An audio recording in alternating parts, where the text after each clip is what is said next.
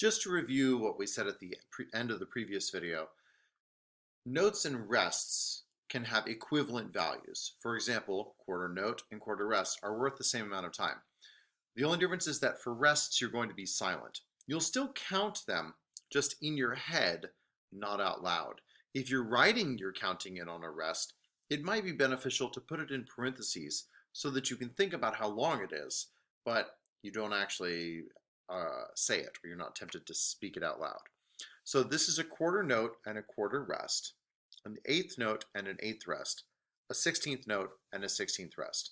And just to recap, the previous 8th and 16th notes that we saw had a single line across the top as a beam, because when 8th notes and 16th notes are next to each other, they get connected to each other to make them easier to read in groups, like what we previously saw.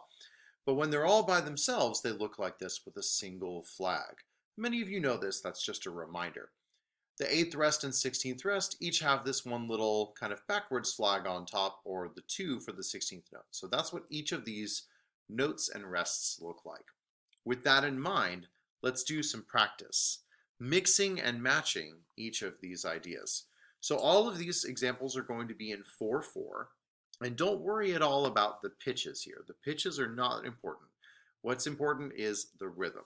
So we have here an 8th note, 2 16ths, 8th note, 2 16ths, and a quarter, and then a quarter rest. Don't worry about the ties right now, just worry about those patterns.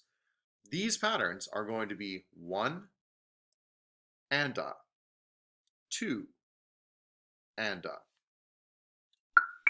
We saw this in the previous one, but that would be 1 and a. You say that. 1 and a. Again.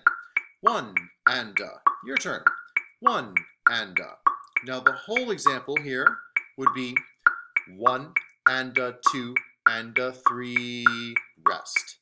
1 and a 2 and a 3 rest. You say it. 1 and a 2 and a 3 rest. Now don't say rest, just think rest. Ready, go. 1 and a 2 and a 3. Now, we have ties here. This tie connects the to the 2, and this tie connects the to the 3. So we're still going to think of 2, and if you were writing it, you'd still write 2, but you'd put it in parentheses. We're still going to think of 3, same thing, we'd put it in parentheses, but we're not going to say it out loud. Instead, we're going to hold the value of the previous note. Here's what I mean. 1 and a 2 and a 3, connecting the uhs. 1 and rest. See how I added those values together? Now, without the ties again, 1 and a 2 and a 3 rest. With the ties, 1 and rest. Again, 1 and rest. Again, 1 and rest. So that's how ties work. We're just adding 2 notes together. We're saying the name of the first one. So we're saying the in this case. We're saying the name for the first one, and we're holding it for the combined value of both notes. In effect, ties almost make 2 notes into 1 note. Okay, next one. These are all patterns we've seen before. So we have, this one is a 16th, an 8th, and a 16th. So that will be 1 E, 1 E, This one is a 16th, an 8th, and a 16th. So that's going to be the same thing, except now we're on beat 2. 2 E, This one is going to be 16, 16, 8 on beat 3. So it's 3 E and this one is going to be 8th, 16, 16 on beat 4. So it's going to be 4 and a. Now, if I lost you there, it's okay. Think of all of those 8th notes, right? This is an 8th note. It's only got 1 beam here. These are 16th notes because they have 2 beams. And yeah, they're short little beams, but they're still 16th notes. It's still enough to say that's a 16th. So this is a 16th, this is an 8th, this is a 16th. 16th, 8th, 16th. 16, 16, 8, 8, 16, 16. So for all of those eighth notes, just think there's two 16th notes inside it. So this would be 1 E contains and. 2 E contains and. 3 E and contains a.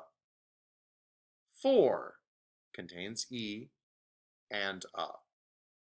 And if you need a little review on that, go back to the previous video and look at where we took each of these patterns and broke them down and looked at each one individually. This is just combining all of those together. Don't worry about any of the ties or slurs or anything. Just worry about those 4 rhythmic patterns. And let's count them together. So I'll do each rhythm 1 beat at a time, and then you echo that, and we'll put them all together. First me. 1 E, your turn. 1 E, my turn. 2 E, your turn. 2 E, my turn. 3 E and, your turn. 3 E and, my turn. 4 and, your turn. 4 and, now the whole thing, my turn. 1 E, 2 E, 3 E and 4 and 1 E, 2 E, 3 E and 4 and 1 E, 2 E, 3 E and 4 and now your turn. Ready? Go. 1 E, 2 E, 3 E and 4 and 1 E, 2 E, 3 E and 4 and 1 E, 2 E, 3 and 4 and 1 E, 2 E, 3 E and 4 and they do get to be a bit of a tongue twister from time to time. Now, let's look at what all these lines are. Okay, first things first, separating a tie from a slur. What is the difference between a tie and a slur? This example has 2 ties and 2 slurs, and they look a lot alike. How do I know the difference between the two? A tie is between 2 of the same pitch. You can see this one right here. Those are 2 notes that are the same pitch. They're the same line on the staff, and they're connected with that line. That's a tie. That means treat them like they're the same note. This one here. Same pitch, treat them like they're the same note. Compared to these, they're different pitches. One is on this line, one is on this space. One is on this line, one is on this line. So these here at the beginning and the end, those are not ties, those are slurs. That just means don't put a break in between those notes. Make them kind of connected between them, but you're still going to count them differently. Another thing that I say to choir students a lot is if they've got a different solfege syllable, they're going to have a different counting number. If they have the same solfege syllable and they're connected with a tie, they'll have the same counting number. So that might help you keep it in mind. So before we had 1 E, 2 E, 3 E and 4 and well, my 1 E is still going to be the same. My 2 E connects to 3. So instead of saying 2 E, 3 E and, I'll keep the 3 connected to the and it becomes 2 E, E and. Here it is again. 2 E, 3 E and, compared to 2 E, E and. Say that with me. Ready, go. 2 E, E and. Again. Ready, go. 2 E, E and. Now my last rhythm is going to be 3 E and, 4 and. The and will stay the same because that's a slur, not a tie. But the and from 3 connects to 4. So this will be 1 E, 2 E, E and.